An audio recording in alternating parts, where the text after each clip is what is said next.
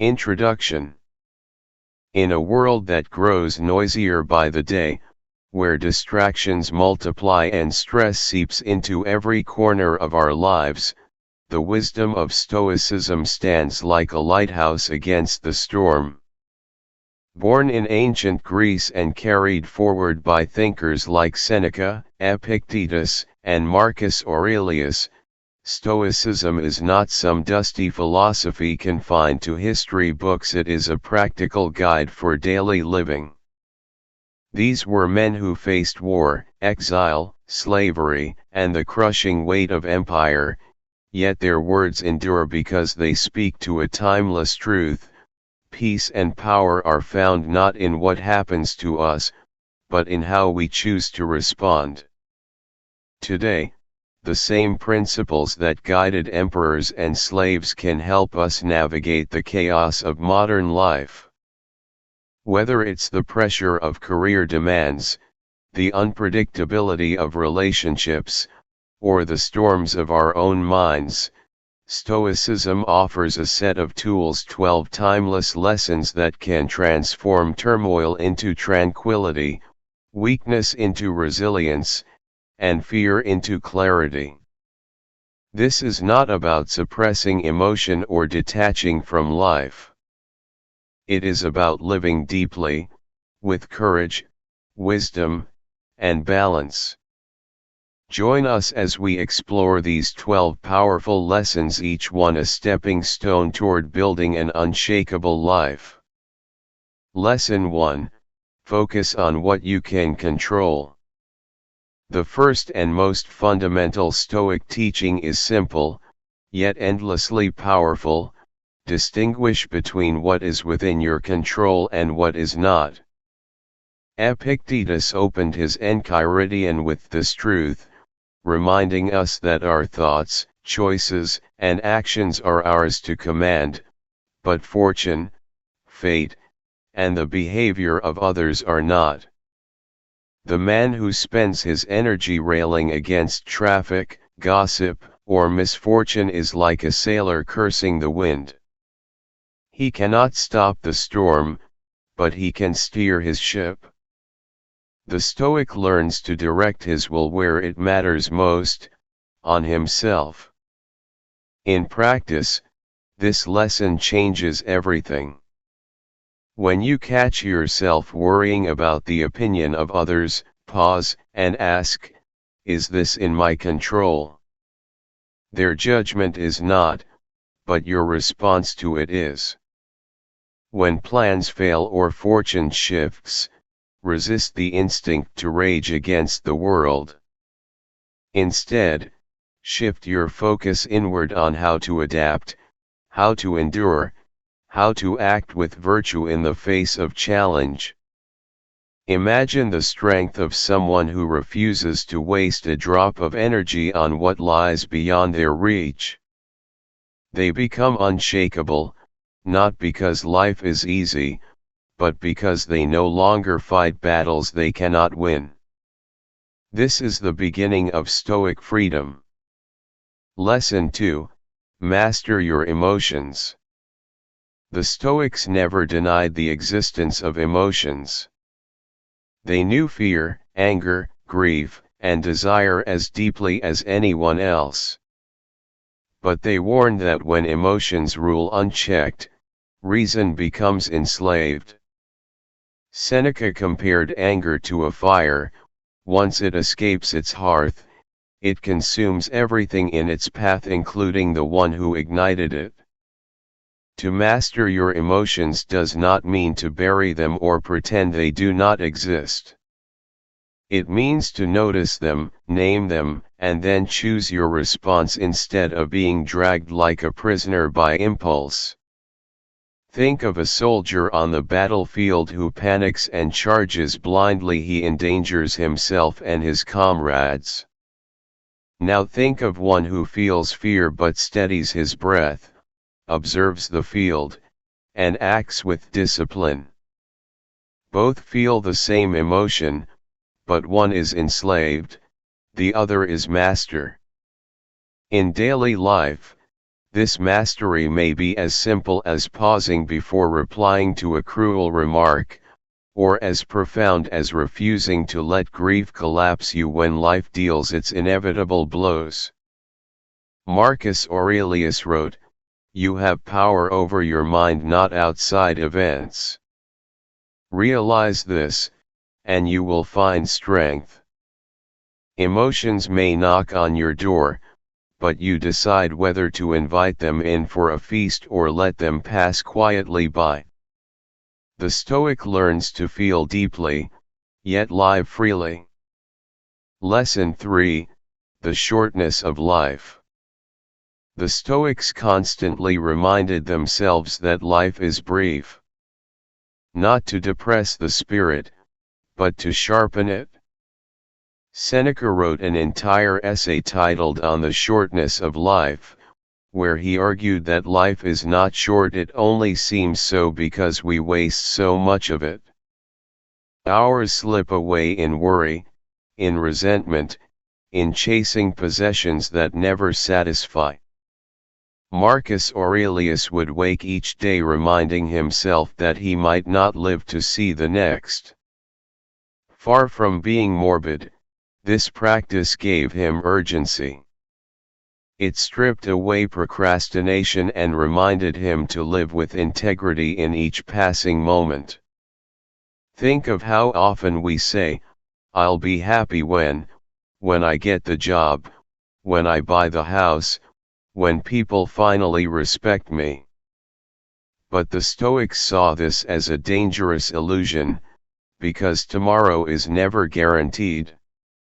Life is not lived in the future or the past, but only in the present. Picture a man saving his finest wine for a day that never comes, or a woman holding back her affection until it's too late to speak. The Stoics urge us to break that habit. If you must love, love now. If you must act, act today. Each day is a gift rented, not owned. And when you grasp this truth, your priorities rearrange themselves. You live lighter, freer, and with a deeper gratitude for even the simplest of moments.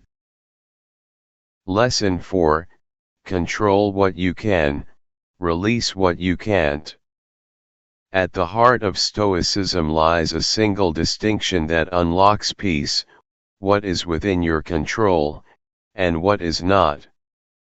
Epictetus begins his Enchiridion with these very words, warning that misery comes when we confuse the two. We do not control the weather, the opinions of others, the turns of fortune, or even the length of our lives. But we do control our thoughts, our choices, and the way we interpret events. The Stoics believed that freedom begins the moment we stop demanding the universe obey us, and instead focus on mastering our own will. Imagine someone trapped in traffic. The impatient driver rages, honks, curses at the cars ahead, but the road does not clear. Another driver, also delayed, chooses to use the time to breathe deeply, listen to music, or reflect on the day. Same traffic, different response. One suffers twice, once from the delay, once from his anger. The other suffers only the delay. This is the Stoic art: to cut away unnecessary suffering by refusing to wrestle with what lies beyond reach. In relationships, this might mean letting go of the need to control another's feelings. In work, it may mean doing your best without obsessing over how others will receive it. Peace begins not when the world bends to you, but when you bend with the world, unbroken. Lesson 5: The discipline of desire. The Stoics taught that unchecked desire is the root of much suffering. Not desire itself after all. Hunger drives us to eat, and ambition can drive us to grow, but the endless craving for more than what life naturally offers. Epictetus warned that when we tie our happiness to things outside our control, wealth, fame, approval, we become slaves to fortune. One moment we rise, the next we fall, and our peace is tossed like a ship in a storm. True freedom, they said, comes not from getting everything you want, but from learning to want only what you need. Think of a man who spends his whole life chasing riches, only to feel emptier with every promotion. Or a woman who believes happiness will arrive with the perfect partner, yet finds herself restless even in love. The Stoics saw this pattern everywhere.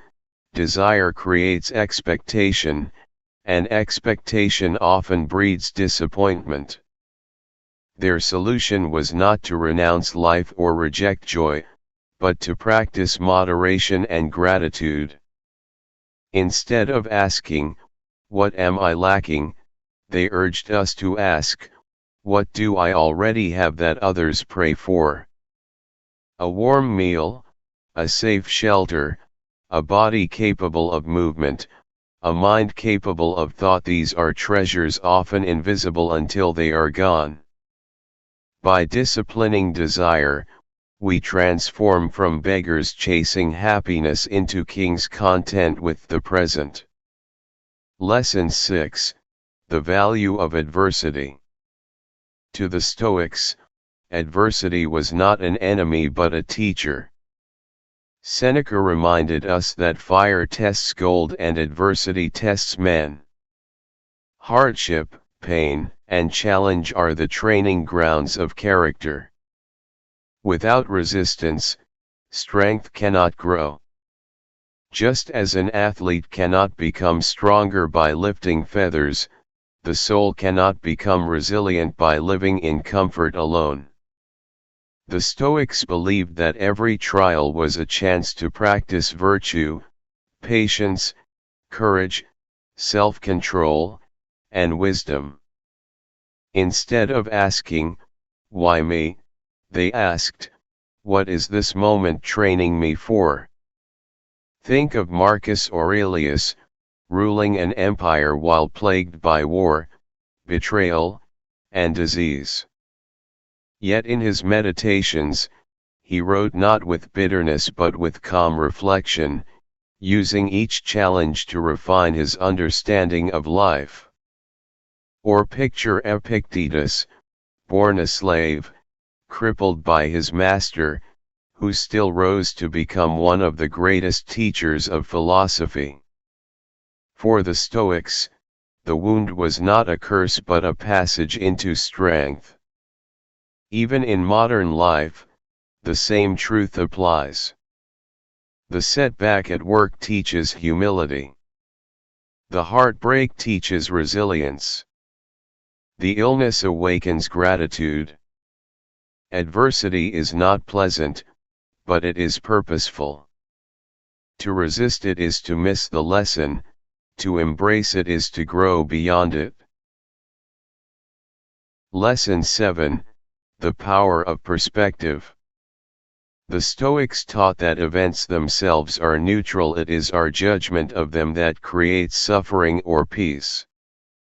Marcus Aurelius wrote, "If you are distressed by anything external, the pain is not due to the thing itself, but to your estimate of it, and this you have the power to revoke at any moment."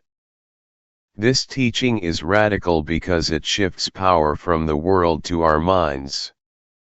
A rainy day is not miserable by itself, it becomes miserable only when we label it so. A setback is not devastating until we decide it means failure. Perspective, then, is the lens that colors our entire experience. Consider two men who lose their jobs. One sees it as the end of his identity, collapses in despair, and spends months drowning in self-pity. The other views it as an unexpected opening, a chance to pivot into something new. Same event, different perspective, one is crushed, the other transformed. The Stoic approach does not deny pain or difficulty, it simply refuses to let the first interpretation be the final one. In practice, this means pausing before reacting, asking, is there another way to see this? Can this obstacle serve me instead of destroy me? Over time, this habit rewires the mind to search for opportunity rather than doom. Perspective is not about ignoring reality, it is about choosing the most empowering version of it. Lesson 8, Memento Mori, remember death. Of all Stoic practices, Memento Mori, remember that you must die, is perhaps the most misunderstood. To modern ears, it can sound grim, even depressing. But to the Stoics, it was the ultimate motivator. Marcus Aurelius reminded himself daily that he could leave life at any moment, not to darken his mood, but to brighten his purpose.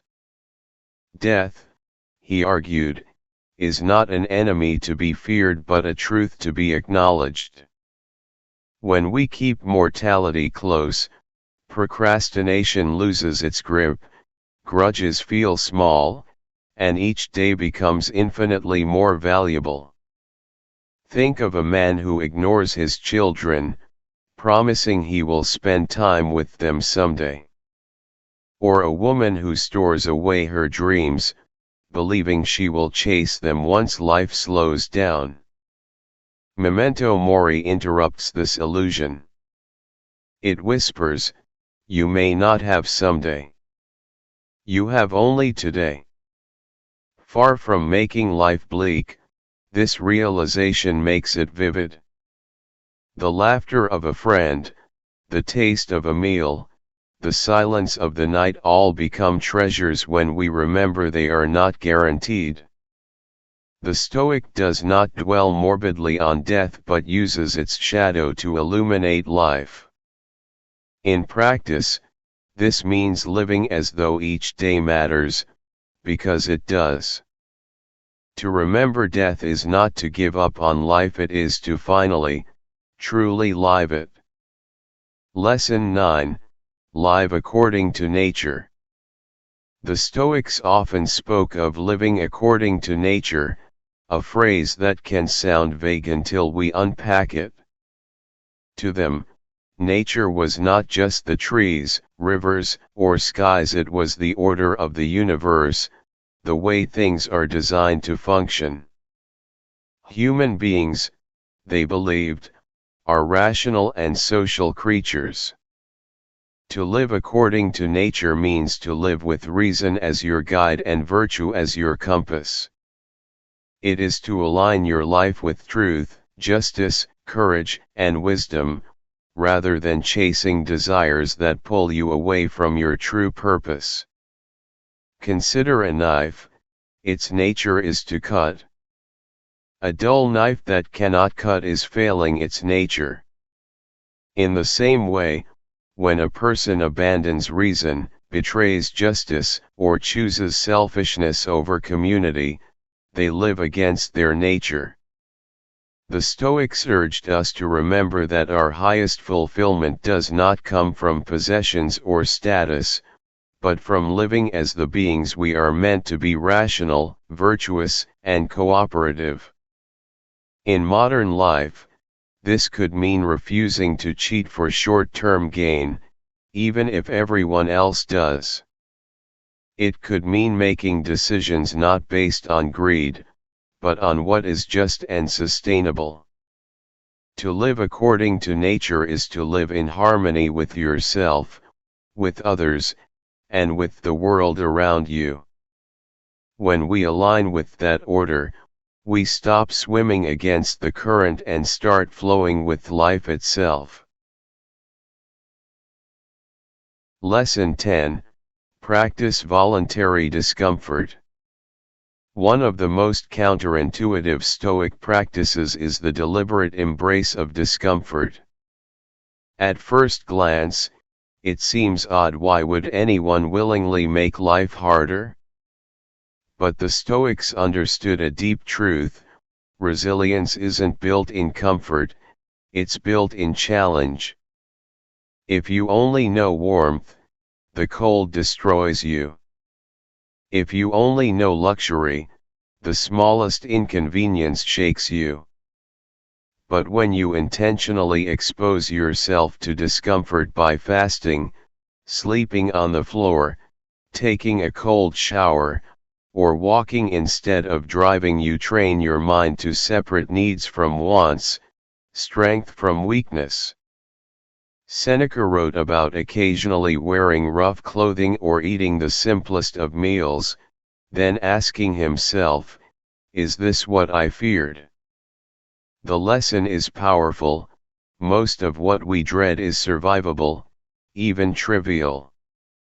Practicing voluntary discomfort reduces fear, because you no longer tremble at the thought of losing what you enjoy. You've tested yourself, and you know you can endure. This doesn't mean rejecting comfort altogether, it means not being enslaved by it. In modern life, you might practice this by spending a weekend without your phone, skipping unnecessary luxuries, or taking on physical challenges that push you.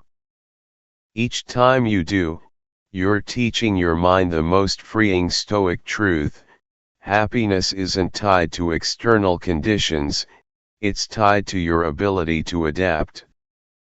Lesson 11.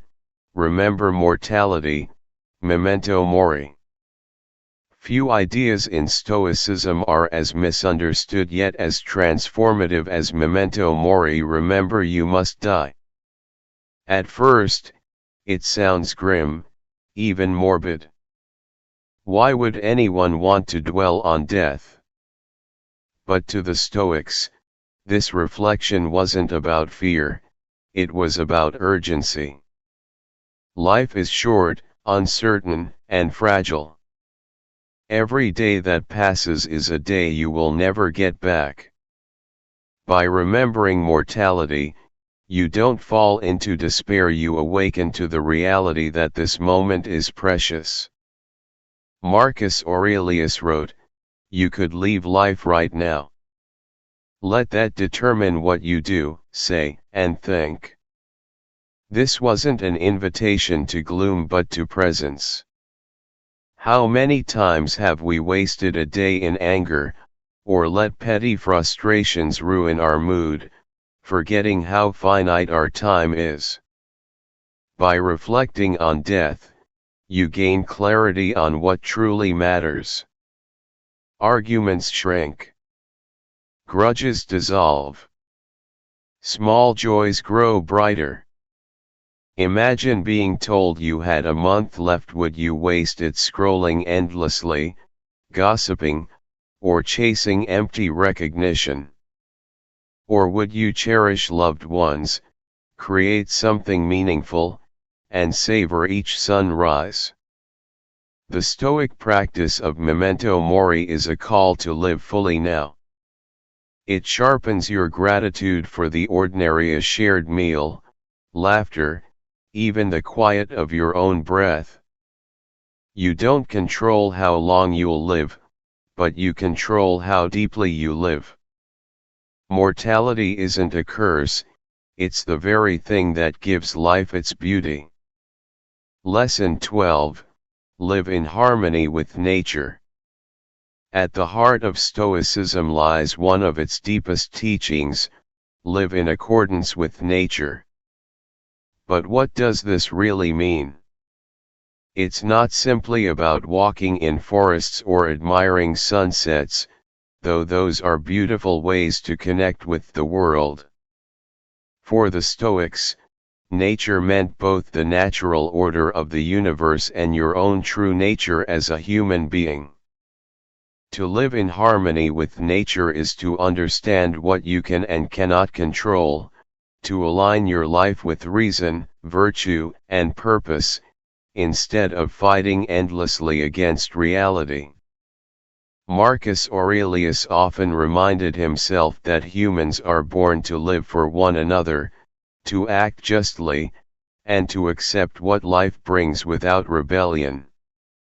Think of it this way: a tree doesn't argue about the storm, it bends, it adapts, and still it grows. A river doesn't fight the rocks in its way, it flows around them, shaping even the hardest stone over time. To resist the flow of nature is to exhaust yourself in frustration. But to accept it, and act with virtue within it, is to find peace. Living in harmony with nature also means embracing your human nature, the capacity for reason, kindness, and resilience. When you practice self-control, when you act with courage, when you choose justice over selfishness, you are living as you were designed to live. And in doing so, you stop creating unnecessary suffering. The world will still test you: loss, change, uncertainty, but when you move with the current instead of thrashing against it, you find strength in surrender and freedom in acceptance. Final reflection. We've now walked through 12 powerful Stoic lessons, from mastering your thoughts to conquering fear, from embracing discipline to remembering mortality, and finally, to living in harmony with nature.